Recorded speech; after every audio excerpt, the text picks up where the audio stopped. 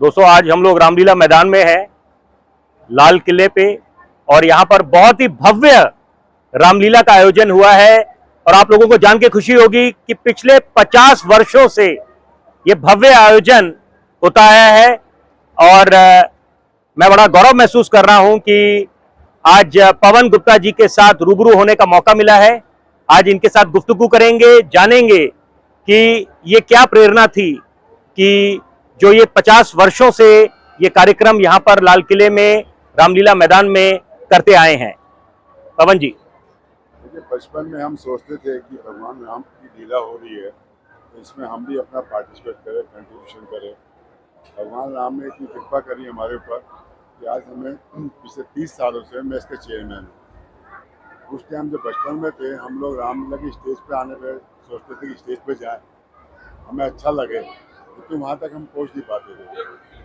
बच्चे थे, छोटे थे, कोई समझता मतलब इतना वैल्यू भी नहीं था, ना इतनी अप्रोच थी।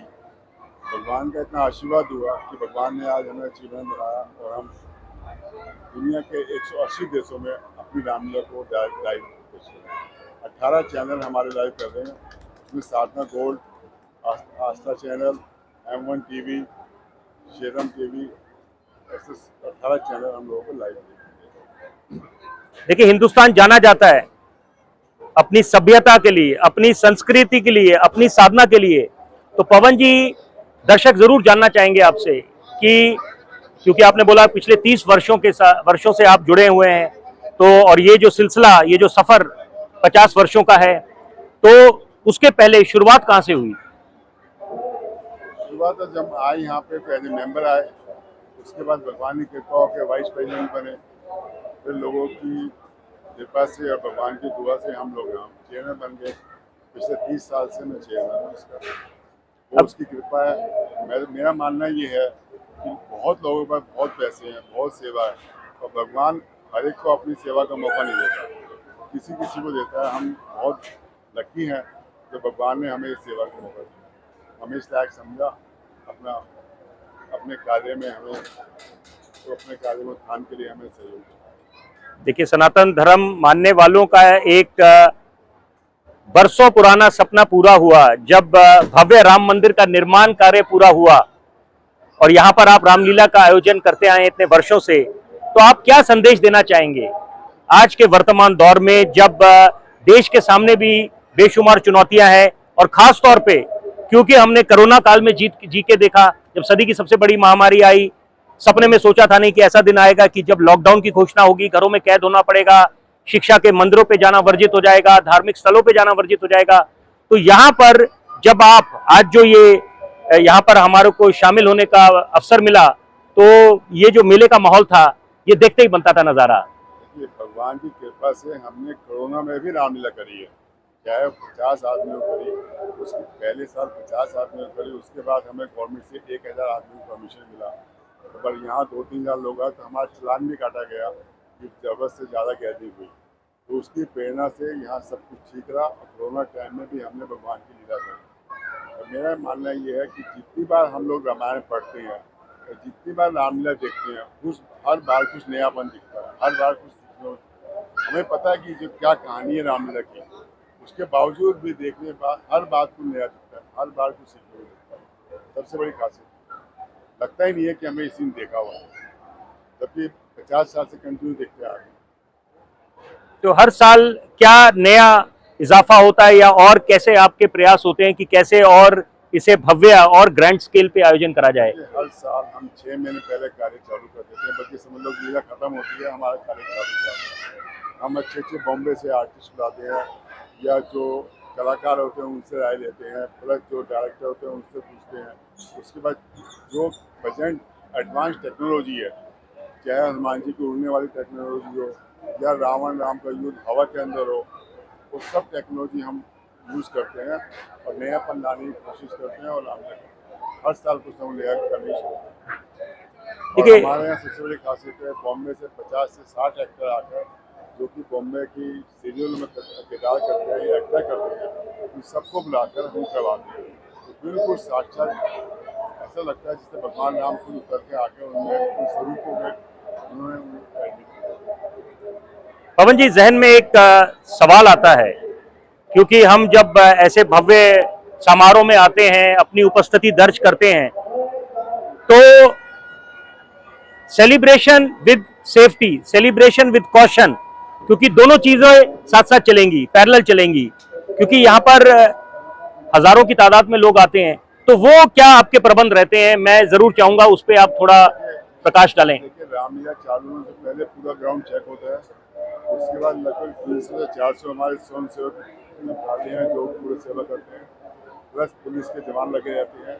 हर आदमी की गेट पे चेकिंग होती है, मतलब पूरा सेफ्टी प्रिकॉशन लिया जाता है। हर जगह फायर के सिलेंडर लगे हुए हैं, कल को कुछ मैसेज हो, पूरा प्रिकॉशन लेकर, पूरा सेफ्टी नॉर्म लेकर, इसको पुलिस की साइकिल लेकर या सेफ्टी की फायर वालों को लेकर, उसके अकॉर्डिंग हम लोग अपनी रामनगर करते हैं। मतलब कहीं भी चूक भी छोड़ते हैं, बाकी तो प्रभु इच्छा दो। देखिए, एक तरफ अगर हम अपने देश की प्राथमिकता की बात करें तो विकास को तवज्जो देनी है, और साथ साथ जो आज की युवा पीढ़ी है, 21वीं सदी का दौर है, तो वहां पर युवाओं को कैसे धर्म के साथ जोड़ा जाए। विकास भी तभी होगा जब संस्कार अच्छे होंगे, संस्कार ही होंगे तो विकास भी होगा। सोच अच्छी होगी तो काम भी अच्छे होंगे। हमारा रामलीला करने का पर्पज यही है कि जो हमारे संस्कार हैं, जो हमारे सनातन धर्म में बुजुर्ग ने बनाए हैं, वो नए पीढ़ी युवा में आए। और हमारी रामलीला प्रेजेंटेशन भी ऐसी होता है कि युवा पीढ़ी को क्या चाहिए, अपना कल्चर को मेंटेन करते हुए युवा पीढ़ी को उस हिसाब से रामलीला प्रेजेंट करते हैं कि उनको एक अच्छा लगे। वो नहीं है कि लड़की के फकीर ये आया और रामलीला लेकर चले गए। उनको क्या अच्छा लगेगा, कौन सा म्यूजिक अच्छा लगेगा, पर धार्मिक होना चाहिए। तो उनकी सब भावनाओं को ध्यान में रखते हुए हम रामलीला की प्रेजेंटेशन करते हैं। इसमें आपने अभी अपनी टीम के बारे में बात करी, तो ये कितने वॉलंटियर्स आपके साथ जुड़ते हैं हर साल? हर साल कम से कम 300 से 400 वॉलंटियर होते हैं जो पूरी रामलीला घूमते रहते हैं, पूरा सेवा करते हैं, पूरा एक रिलीजियस अच्छी भावना से करते हैं, जबरदस्ती नहीं करते कि भाई जैसे कोई आए चलो धक्का दिया, ऐसा कुछ नहीं है। बड़ा रिस्पेक्टफुल, उनका मान सम्मान करते हुए उनको आदर से हम लोग करने की कोशिश करते हैं। तो जैसे कि हम लोग सब जानते हैं कि पवन जी ने बिजनेस के क्षेत्र में अपना एक अलग मुकाम हासिल करा है, और साथ साथ इनका जो योगदान रहा है समाज के तरफ, वो भी अभूतपूर्व रहा है, प्रशंसनीय रहा है। और यही कारण है कि आज वर्तमान में इनको बोला जाता है कि ये एक ट्रू फिलैंथ्रोपिस्ट हैं।